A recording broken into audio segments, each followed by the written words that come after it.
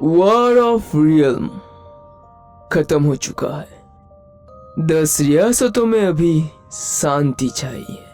अंधेरों को चीर के बिजलियां कड़क रही है और उस अंधेरे के अंदर से गुजरती उस बिजली के पीछे गूंज रही है एक आवाज, एक गुर्राहट एक भगवान समान राजा का। ये आवाज पुराने राजा का नहीं, पुराना राजा अब नहीं रहा।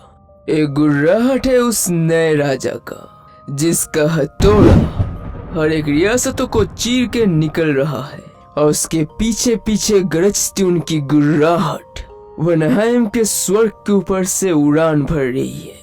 जो आवाज एसगार्ड के बहने वैनिर्स के लिए शांति की ऐलान है, जो आवाज एल्फहाइम के आसमानों से गुजर रही है और उनको बता रही है कि बहुत बढ़िया दोस्तों, तुम लोगों ने बहुत अच्छा लड़ा। निडावेलिर के अंधेरों को चीर के, डार्क एल्व्स के कानों के पर्दे फाड़ के, मुस्फेल्हाइम के तपते आग के बीच से फ्रॉस्ट जायंट्स के पर्वतों को तोड़ के वो बिजली और वो आवाज आगे बढ़ते हैं। स्वर्ग की ऊंचाइयों से लेके नाइफलहाइम के गहराइयों तक जंग खत्म होने के ऐलान देने के बाद, नोरियम्स के चक्कर के बाद, वो आवाज अब बढ़ता है मिडगार्ड की तरफ, जहाँ पे हमेशा की तरह एवेंजर्स अपने सुपर हीरो काम में बिजी थे। वो लोग लड़ रहे थे एक मॉन्स्टर से और बचा रहे थे आम आदमियों को, और तभी म्यूनिर उस मॉन्स्टर के सिर के आर पार हो जाता है और उस राक्षस का काम वही तमाम हो जाता है। म्यूनिर को देखते ही आयरन मैन कहता है, वो तेरी बाप की, था क्या है? वैसे किसी के पास मार्कर होगा? एक थ्रो पे 10 रियासतें, क्या आपने देखा? सिर्फ कमाल है ना। ओडिन ने भी ऐसा कभी नहीं किया होगा। हाँ माय लॉर्ड, सच में ये कमाल है। लेकिन महाराजा थॉर, बाइफ्रॉस्ट की प्रोटेक्शन अब मेरी जिम्मेदारी है और मुझे ये कहने में तो अच्छा नहीं लग रहा है, लेकिन शायद आपके भी छुट्टी के दिन अभी खत्म हो गए हैं और अभी मुझे मेरी जिम्मेदारियों को निभाना है और आपको आपकी। मैं अपनी काम कर रही हूँ और आपको भी अपना करना चाहिए। अपने जिम्मेदारियों से छुपना बंद कीजिए और जाइए, राजा बनिए। राजा। और हम देखते हैं कि थॉर के म्यूनिर पे आयरन मैन ने लिखा था, नाइस शॉट बड़ी, एंजॉय योर रिटायरमेंट। और यहाँ पे आयरन मैन एवेंजर्स से रिटायर होने की बात कर रहा है, क्योंकि थॉर अभी एसगार्ड का राजा है, ऑल फादर है, और मिडगार्ड में हीरोपंती करने से उसने रिटायर ले लिया है। और थॉर वहाँ से जाने लगता है। अपनी जिम्मेदारियों से मुंह मत फेरो थॉर। एसगार्ड का राजा बनना तुम बचपन से चाहते थे और अभी मैं राजा बन चुका हूँ सिर्फ। और एक राजा क्या है? एक गॉड के लिए, एक भगवान के लिए। एसगार्ड की राज्यसभा, जहाँ थॉर आके एसगार्ड के नए सिंहासन पे बैठता है और उसके रेवेंस यानी कौवे उसका केव लेके आते हैं। लीव, सभी जाओ यहाँ से, अकेला छोड़ो मुझे। लेकिन महाराज, हमारे प्रजाओं के लिए आपकी कुछ ड्यूटीज बाकी। माफ कीजिएगा महाराज, तुम सभी ने सुना नहीं? जाओ यहाँ से, महाराज अकेले रहना चाहते हैं। और राजसभा के सभी थॉर को अकेला छोड़ के निकल जाते हैं।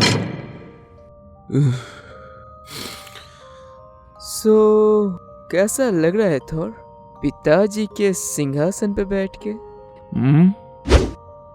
मुझे कैसे पता होगा, क्योंकि मैं अपने सिंहासन पे बैठा हूँ, पिताजी की नहीं। लगता है तुम नर्वस हो भाई, क्योंकि तुम्हें इतने सारे लोगों के सामने स्पीच जो देनी है। मैं पहले भी कर चुका हूँ लोकी, मैंने पहले भी बहुत बार इन सभी से बात किया है। ओ हाँ, मैं तो भूल ही गया था, तुमने तो पहले भी इन सभी से बात किया है। तुमने कहा है अपने आर्मियों को ओपोनेंट्स को मारने के लिए, और जिसके वजह से वो खुद भी मर सकते हैं और फिर काम खत्म। लेकिन ये वाला स्पीच थोड़ा सा डिफरेंट है ना भाई, क्योंकि इसमें तुम्हें मरवाना नहीं बल्कि इंस्पायर करवाना है।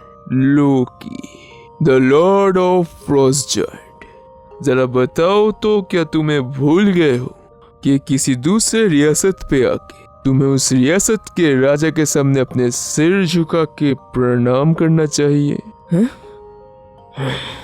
और लॉर्ड लोकी किंग थॉर के सामने अपना सिर झुका के उनको सम्मान दिखाता है।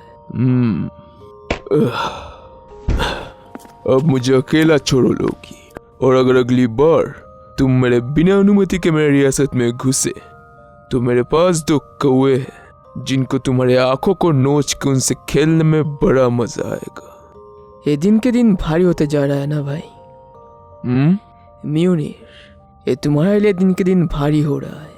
मैंने इसके पहले कहीं भी तुम्हें इसे उठाते वक्त तुम्हें ऐसे थके हुए आवाजें करते नहीं सुना। नहीं रुको प्लीज। ये तुमने कैसे किया? मैं अभी ऑल फादर हूँ छोटे, और ये नाम सिर्फ यूं ही बताने के लिए नहीं है, इसके साथ कुछ ताकतें भी आते हैं, और तुम्हारे लिए अच्छा ही होगा कि तुम्हें याद रखो। और थॉर अपने राज्यसभा से निकल के बाहर आता है, जहाँ उसकी प्रजा नए राजा के इंस्पायरिंग स्पीच के लिए प्रतीक्षा कर रहे थे। लेकिन किंग थॉर जब वहाँ पे आके कुछ कहने जाता है तब उसे कुछ अजीब सा महसूस होता है। ओ नहीं! और तभी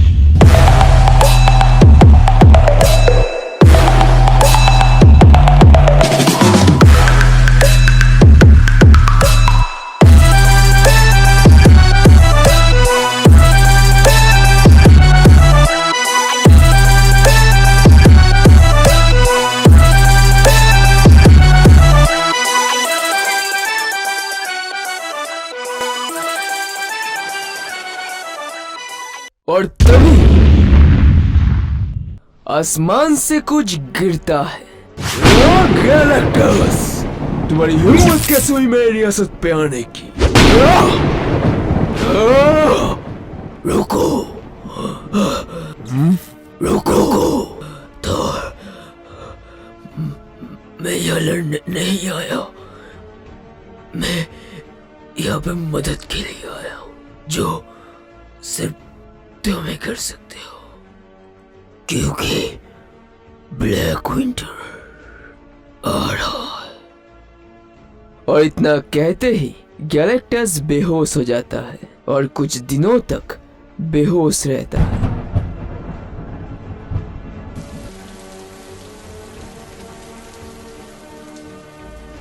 और इस तरह वॉलस्टैग देखता है कि वर्ल्ड ट्री किसी कारण से, किसी तरीके से उसके कुछ हिस्से धीरे धीरे बच रहे हैं। थॉर गैलेक्टस के सारे हेरल्ड्स को एक जगह पे बुला के उनके साथ मीटिंग करता है। थॉर पूछता है, बताओ हमें, ब्लैक विंटर, ये ब्लैक विंटर है क्या? एक खात्मा है हर चीज का, ये हर चीज का खात्मा है थॉर। हाँ? नॉरिन, मेरे दोस्त, तुमने अपना एक क्या हालत बना लिया है? ये लंबी कहानी है और अभी हम लोगों के पास वक्त नहीं है, हमें जल्दी कुछ करना होगा थॉर। और सिल्वर सर्पर गैलेक्टस के बाकी हेराल्ड से पूछता है, तुम सभी को क्या पता है गैलेक्टस के जन्म के बारे में? और कॉस्मिक घोस्ट राइडर कहता है, हमारे गैलेक्सी के बनने के भी बहुत पहले की बात है।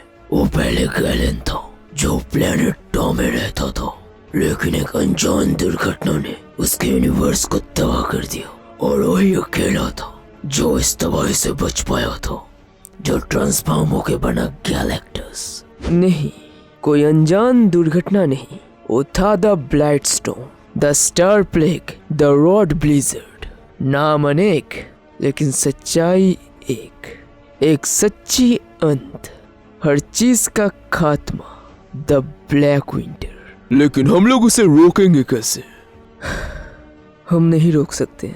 ब्लैक विंटर हमारे गैलेक्सी के पहले बने गैलेक्सीज को भी खत्म कर चुका है, जैसे उसने गैलेक्टस के यूनिवर्स को खत्म कर दिया था।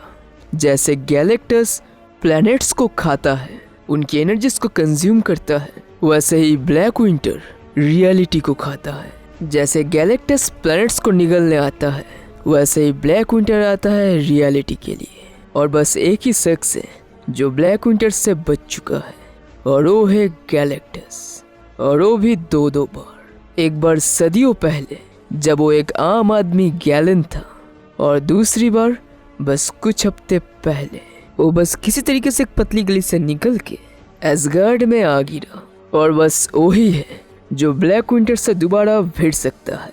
लेकिन इसके लिए पहले गैलेक्टस को इन प्लैनेट्स को कंज्यूम करना होगा। ये कुछ ऐसे खास ग्रह हैं जिनके अंदर बहुत ही यूनिक अनबिलीवेबल एनर्जीज है। इन दुनिया को अपने अंदर समाने के बाद गैलेक्टस की ताकत इतनी होगी कि तुम लोग सोच भी नहीं सकते। और इसीलिए गैलेक्टस के हेरल्ड रहते वक्त मैंने इन प्लैनेट्स को ढूंढ के इतने सदियों से छुपा के रखा था। लेकिन अभी वक्त आ गया है इनके बारे में बताने की, क्योंकि गैलेक्टस ही हम लोगों की आखिरी उम्मीद है।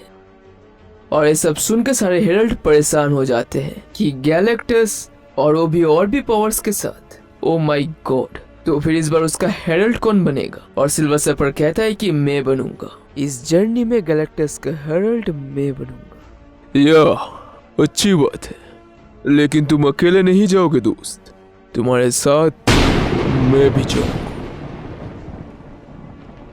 और थोर अपनी राजा वाली आलस को छोड़ तैयार होता है इस यात्रा के लिए। अपने जिम्मेदारियों से छुपना बंद कीजिए। ये दिन के दिन भारी होते जा रहा है ना भाई। म्यूनिर।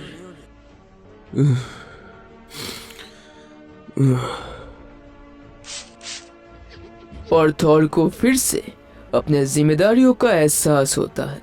उसे याद आता है कि वो एक हीरो है। और सारे हेरल्ड्स और अपने आर्मी के साथ थोर पहुंचता है गैलेक्टस के पास और चीखता है, गैलेक्टस झुको! और गैलेक्टस झुकता है। मास्टर, मैं अपने दिमाग में आपको फील कर सकता हूँ। आपको पता ही होगा कि हम लोग क्या करने वाले हैं। नोरिन, तुमने उन दुनियाओं को ढूंढ के बहुत ही अच्छा काम किया। That's impressive. शुक्रिया मास्टर। और हमारे इस यात्रा में थोर भी हमारी मदद करने वाला है। तो क्या हम लोग हमारी यात्रा शुरू करें? नहीं। नहीं मतलब मैं समझा नहीं मास्टर।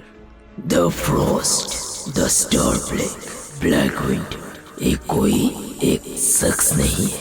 हर एक गैलेक्सी, हर एक एंटिटी जिन्होंने इसको अपने आंखों से देखा है, उन सभी के लिए इसको देखने का नजरिया अलग अलग है। जैसे मुझे देखने का नजरिया सभी के लिए समान नहीं। किसी के नजरों में अच्छा तो किसी के नजरों में राक्षस। और जब मैं कुछ भी नहीं था, बस एक आम आदमी गैलन था, तब मैंने अपनी आम नजरों से पहली बार ब्लैक विंटर को देखा था। लेकिन मेरी मोर्टल माइंड, मेरा साधारण दिमाग, मेरे आम नजरों ने उस अनजान कॉस्मिक वंडर को देखा था, जिसके बारे में मुझे पता नहीं था, जिसके बारे में मुझे अब पता है। और इसीलिए तब वो मेरे लिए बस काला अंधेरा था। अंधेरे के अलावा तब मुझे कुछ भी नहीं दिखा था, जिसे मेरा मोर्टल दिमाग समझ नहीं पाया था।